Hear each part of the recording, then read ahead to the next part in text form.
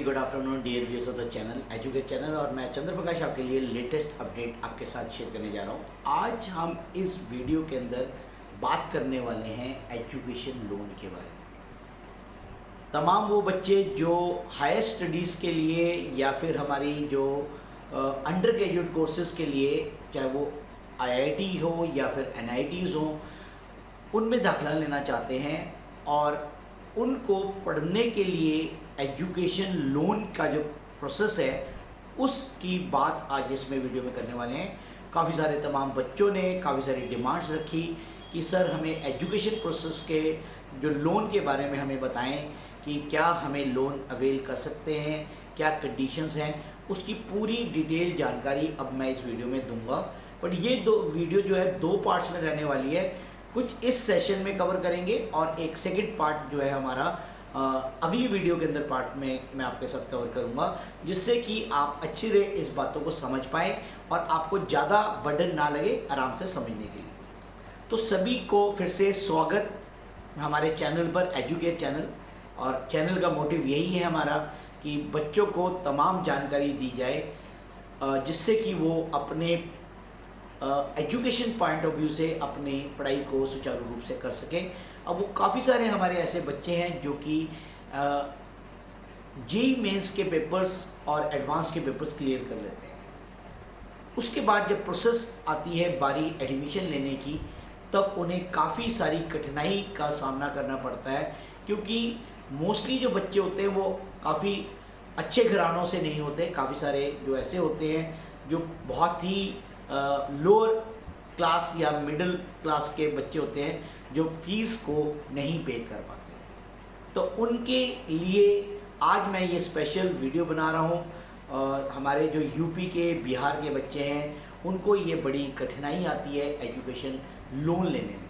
तो लोन का जो प्रोसेस है मैं आपको सही ढंग से बताऊँगा कि चाहे वो बच्चा मिडिल क्लास से है, चाहे वो बच्चा हमारा लोअर क्लास से है, चाहे इवन अच्छी फैमिली से भी है, एजुकेशन लोन हर एक बच्चे को पढ़ने के लिए लेना ही चाहिए। अब आप सोचोगे कि हमारे पास तो पैसा है कि हम क्यों लोन लें, हमारे लिए क्या फ़ायदा है। तो एजुकेशन लोन के बेनिफिट्स इत्यादि वगैरह सब इस वीडियो में छिपा हुआ है। वो सारी बातें मैं आपको टर्म वाइज टर्म बताऊंगा। तो आप अब बात करते हैं एजुकेशन लोन की। एजुकेशन लोन का जो प्रोसेस है, प्रोसेस टाइम की बात कर रहा हूँ। प्रोसेस टाइम है 1 से लेके 4 सप्ताह, मतलब आपको 1 महीने का प्रोसेस लग जाता है उसकी कार्रवाई करने पर। एप्लीकेशन भरने से लेके आपके लोन सैंक्शन होने में लगभग 1 से लेके 4 हफ्ते का टाइम लग जाता है। मतलब आप महीना लगा कर चलें। तो अपनी प्लानिंग पहले से ही करें। दूसरी बात हम इसमें चर्चा करेंगे कि कौन कौन से डॉक्यूमेंट्स इसमें प्रोसेस के दौरान आपको रिक्वायरमेंट होगी, और उसके बाद बेसिक इसकी जो टर्मिनोलॉजी है उसके बारे में भी मैं आपको विस्तृत जानकारी दूंगा।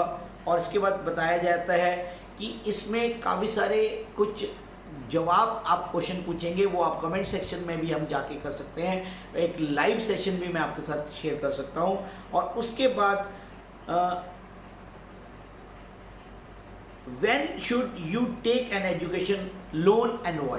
क्यों हमें लोन लेना चाहिए और उसका क्या कारण है, और how to stay away from the debit trap और मिस्टेक टू बी अवॉइडेड। तो ये लास्ट के जो प्रिकॉशनरी जो बातें हैं, ये लास्ट के जो बातें मैं दोबारा आपको बता देता हूँ कि जो लोन के जाल में आप कैसे फंस जाते हैं, उसमें कैसे ना फंसे उसके बारे में बताया जाएगा। और लोन लेने के बाद क्या क्या गलतियां ना करें उसके बारे में बात करेंगे। अब हम बात करते हैं कि प्रोसेस टाइम इसमें कितना है। प्रोसेस टाइम डिपेंड करता है कि अगर आपके बैंक के अंदर अच्छे रिलेशंस हैं, ऑलरेडी आपका अकाउंट है, आपके फादर का, मदर का अकाउंट वहाँ पर आता है, ऑलरेडी है, और आपका कोई बैंक पर्सनल आपको अच्छे से जानता है, तो आपका जो लोन का प्रोसेस है वो बहुत जल्दी हो जाएगा। लेकिन ये नहीं कहता कि अगर आपकी जानकारी नहीं है, आपका वहाँ पर खाता नहीं है, तो आपका लोन प्रोसेस नहीं होगा।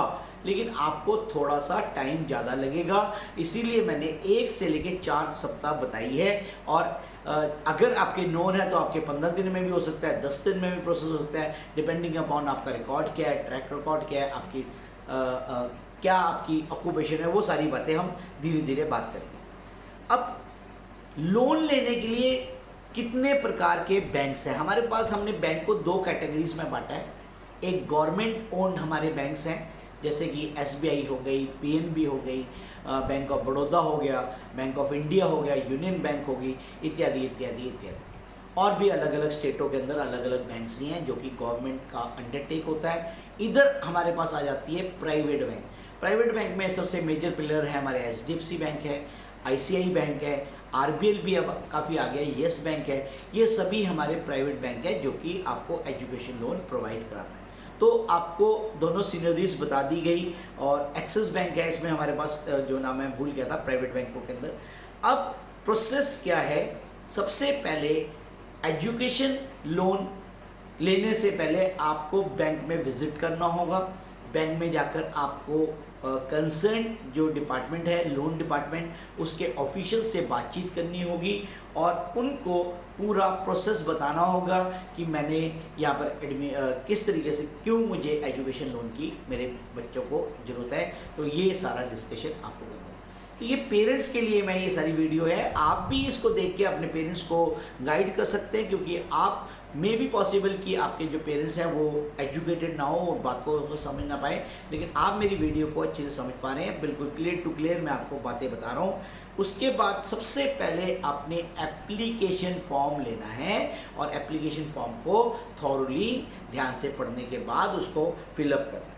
Submit all the documents required. जो बैंक वाले प्रोसेस में आपको डॉक्यूमेंट्स बताएंगे, पूछेंगे, वो सारे आपने सबमिट कराने होंगे। और उसके बाद फाइनली जो प्रोसेस में है लोन सैंक्शन प्रोसेस होगा। तो 4 परतों में ये काम होगा। Visit the bank, then you ask for the education loan department में कौन हेड है, कौन इसको डील करता है। उसके बाद ask for the application form, then you submit. After filling up the application form, you submit all the documents required in this application form. Then finally processing होने के बाद, सारी फॉर्मेलिटीज़ कंप्लीट होने के बाद, there will be letter of sanctioning, letter of loan, और फिर उसके बाद आपको लोन का प्रोसेस मिल जाएगा। अब फॉर्म फिलिंग क्या है? फॉर्म फिलिंग एक बड़ा ही सिंपल सा है, बट इसमें जो इम्पॉर्टेंट हमारे डॉक्यूमेंट्स लगने वाले हैं वो आप नोट कर लें, लिस्ट बना लें। Duly filled application form, admission letter, कहाँ से आपका लेटर है। अब मैं यहाँ पर फिर से आपको बता देता हूँ कि देखिए, अगर एक बच्चा बहुत अच्छी क्लास, फैमिली क्लास से है, पेरेंट्स उसकी जॉब में हैं या फिर वो बिजनेस कर रहे हैं, तो उसको लोन आसानी से मिल जाता है। फिर डिपेंड करता है कि आपका जो सिलेक्शन है वो कहाँ पर हुआ है। अगर आपका सिलेक्शन प्राइम इंस्टीट्यूट्स के अंदर हुआ है, जैसे कि आईआईटीज़ होगी, एनआईटीज़ में हो गई है, तो बैंक भी बहुत जल्दी आपको लोन दे देता है, क्योंकि बैंक को मेन जो कंसर्न रहता है वो इसकी रिकवरी का रहता है। और थोड़ा अगर आपका एडमिशन किसी इन जगह पर नहीं हुआ है, गवर्नमेंट कॉलेजेस में हुआ है, फिर भी आपको लोन मिल जाता है। लेकिन थोड़ी सी दिक्कत आती है अगर आपका एडमिशन जो है प्राइवेट इंस्टीट्यूट के अंदर हुआ है, प्राइवेट कॉलेज के अंदर हुआ है। जो हमारे और भी प्राइवेट प्लेयर्स हैं जिन्होंने अपने कॉलेजेस है, डीम यूनिवर्सिटीज़ बन गई है, बड़े बड़ी यूनिवर्सिटीज़ हैं, नो डाउट, जैसे जेपी हो गई, आपने शारदा हो गई, ये सारी हमारी बड़ी बड़ी है, मौलाना हो गया, एमएम हो गया, और भी कई सारे हैं। लेकिन वहाँ पर थोड़ा सा जो बैंक वाले हैं हिचकते हैं, क्योंकि अगर डिग्री कंप्लीट करने के बाद आपका अगर जॉब सिनेरियो के अंदर जॉब नहीं लगी, तो एजुकेशन लोन को पे करने में आपको दिक्कत आ सकती है। तो सबसे पहले लोन देते हुए बैंक इन चीज़ों को देखता है। हालांकि हमारे देश के अंदर हमारे प्रधानमंत्री जी और सारे जितने भी हमारे एजुकेशन मिनिस्टर ये कहते हैं कि सभी को एजुकेशन लोन मिलना चाहिए, और उसके लिए बहुत बहुत बड़ी बड़ी बैंकों को इंस्ट्रक्शन दे रखी है, और बैंकों का टारगेट भी फिक्स किया हुआ है कि आपने अगर इतना लोन, होम लोन दे रहे हैं, इतना पर्सनल लोन दे रहे हैं, इतना पार्ट आपको एजुकेशन लोन देना होगा। लेकिन फिर एजुकेशन लोन की जब बात आती है तो रिकवरी के मामले में होते हुए तो बैंक इसको ज़्यादा प्रोसेस नहीं करता, और हालांकि उनके टारगेट्स रहते हैं, लेकिन फिर भी वो बहुत सोच समझ के इस लोन को देता है। अब इसमें मैं बात कर रहा था आपको, उसके बाद फीस स्ट्रक्चर क्या है कॉलेज का, विथ उनकी कॉलेज के सील्ड लेटर हेड पे चाहिए होगा, क्योंकि आपको पेमेंट जो है वो डायरेक्ट की जो फीस है, जो लोन है, लोन का जो सैंक्शन फीस अमाउंट है, वो सारा का सारा आपके उस कॉलेज के खाते में जाएगा, आपके पर्सनल खाते में कुछ नहीं आने वाला है। प्रोस्पेक्टस ऑफ द कॉलेज भी चाहिए होगा, लेकिन जैसे जैसे प्राइम इंस्टीट्यूट है, जैसे IIT, वो अपना प्रोस्पेक्टस नहीं छापता, तो वहाँ पर आपको प्रोस्पेक्टस की ज़रूरत नहीं पड़ेगी। इसके बाद identity proof like voter card, Aadhaar card, driving licence, passport, PAN card इत्यादि वगैरह सब आपको चाहिए होगा। इसके बाद अगर आप माइनर है, 18 साल से कम है, तो आपके मदर या फादर का सारी IDs लगेगी। और उसके बाद हमारे पास बात आती है कि passport size photographs, address proof जो कि हमारा आधार कार्ड से ही मिल जाएगा, 99% मैच हो जाएगा। एकेडमिक मार्कशीट की कॉपीज़ चाहिए होगी, 10th की और +2 की। उसके बाद अगर आपका कहीं गैप है तो गैप ईयर सर्टिफिकेट लगेगा। अगर आपका पैन कार्ड बन चुका है तो पैन कार्ड भी लगेगा, पेरेंट्स का तो लगेगा ही लगेगा। और उसके बाद अगर आप पैन कार्ड नहीं है तो वो ज़्यादा लंबा प्रोसेस नहीं है, आप ऑनलाइन 2 या 3 दिन के अंदर आप फॉर्म भरकर आप पैन कार्ड ले सकते हैं अपनी इनकम टैक्स के डिपार्टमेंट के साइट से, तो इसमें आपको कोई ज़्यादा दिक्कत नहीं आएगी। उसके बाद आपका जो आधार नंबर है, बड़ी दिक्कत वाली बात होती है, कई उनके अंदर जो नेम्स, उनके अंदर फ़ोन, वो सारा कुछ अपडेट होना चाहिए। जो आपका फ़ोन है वो उसमें नंबर जो है अपडेट होना चाहिए, क्योंकि जो भी प्रोसेसिंग करेंगे तो OTP आपके उसी आधार नंबर के अटैच फ़ोन नंबर में ही जाएगा। तो ये सारी बातें पहले से ही आप अपनी तैयारी करें। अगर आपके आधार कार्ड के अंदर आपका phone number, registered phone number नहीं मैच हो रहा है, तो फिर आपको लोन प्रोसेसिंग का जो टाइम है डिले हो जाएगा। तो आप पहले से ही इसकी तैयारी साइड बाई साइड करके रखें। इसके बाद आपका स्कोर कार्ड पूछा जाएगा, उसके बाद मेरिट कार्ड पूछी जाएगी जो आपकी JEE मेंस के अंदर है, और मदर फादर का इनकम प्रूफ। अब यहाँ पर मैं फिर से वही बता रहा हूँ कि अगर तो पेरेंट्स वर्किंग हैं या बिजनेस क्लास है तो वो तो आसानी से अपने रिटर्न्स दे देंगे, इनकम प्रूफ दे देंगे, तो वहाँ पर लोन का जो प्रोसेसिंग टाइम है जल्दी बैंक प्रोसेस कर देगा। क्योंकि बैंक को अपनी सबसे जो मेन बात होती है रिकवरी की बात रहती है, तो वो बैंक लोन देने से पहले रिकवरी पहले देखता है। तो अब इसका मतलब ये नहीं कि आपको लोन नहीं मिलेगा। अगर हम एग्रीकल्चर है, अगर हम फार्मर है, या हम लेबर क्लास में हैं, हम जॉब नहीं करते हैं लेकिन दिहाड़ी करते हैं, तो वहाँ पर हमें थोड़ी सी कठिनाई होगी, क्योंकि वहाँ पर एक तो हमारे पास इनकम प्रूफ नहीं होगा, क्योंकि अगर तो फैक्ट्री में जॉब कर रहे हैं तो वहाँ तो हमारे पास मंथली सैलरी स्लिप आ गई, लेकिन अगर हम स्किल्ड लेबर नहीं है, हम किसी जगह दिहाड़ी कर रहे हैं, तो वहाँ पर हम अपने इनकम का सर्टिफिकेट नहीं दे सकते, क्योंकि वेरिएशन रहेगी हमारे सैलरीज के अंदर। तो महीने की जो वेजेस हैं वो हमारे वेरिएबल होंगे, तो उस केस में दिक्कत रहेगी। रिटर्न फाइल नहीं होगी, तो इसलिए वहाँ पर थोड़ी थोड़ी सी ये दिक्कतें ज़रूर आएगी। और इसके बाद देखिए, सबसे पहले जिनके तो पेरेंटल जो है जॉब में है, उनके पास तो सैलरी का जो सर्टिफिकेट होगा, लास्ट 2 ईयर के ITR के रिटर्न्स होंगी, फॉर्म 16 होगा, लास्ट 3 मंथ सैलरी स्लिप्स होंगी, 6 मंथ का बैंक स्टेटमेंट होगा, और उससे वो सारी कुछ चीज़ें वो निकाल लेंगे। और अब हम बात करेंगे जो नॉन सैलरीड है लेकिन वो बिजनेस क्लास है।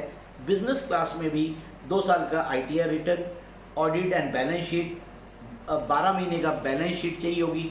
ये सारी फैसिलिटीज़ आप पूरी करेंगे तो आसानी से आपको लोन मिल जाएगा। 90% आपका लोन मतलब इजीली मिल जाएगा। अब जो मेन जो सबसे बड़ी चीज़ आती है वो आती है हमारे जो एग्रीकल्चरिस्ट है या लेबर क्लास है। अब बच्चा होनहार है और उसने IIT के पेपर क्रैक कर लिए, अब एडमिशन की बारी आ रही है तो पैसा नहीं है, एकदम लमसम फीस जमा करानी पड़ती है। काउंसलिंग के अंदर भी जब आपकी जोसा की काउंसलिंग है वहाँ पर भी आपको पैसा एकदम जमा कराना पड़ता है, और तो वो सारी बातें जो है बड़ी दिक्कत आ जाती है।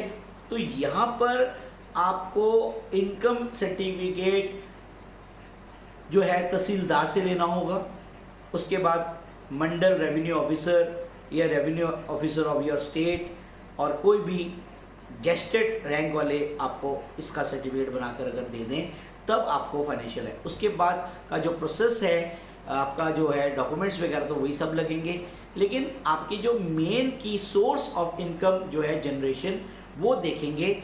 हालांकि जो लोन है, लोन बच्चे ने ही चुकाना है, लेकिन फिर भी बैंक वाले अपनी सिक्योर साइड देखने के लिए ये सारी बातें देखते हैं। तो यहाँ तक कि आज की बात हमने यहाँ पर क्लोज की। अब अगली वीडियो के अंदर और जो आगे का जो प्रोसेस रहेगा, जो मैंने बताया कि क्या क्या नहीं करना है, क्या क्या ध्यान रखना है, डेबिट ट्रैप में ना पड़े, वो अगली कॉन्टिन्यूड सीरीज में रहेगी। तो ये वीडियो आपको कैसी लगी?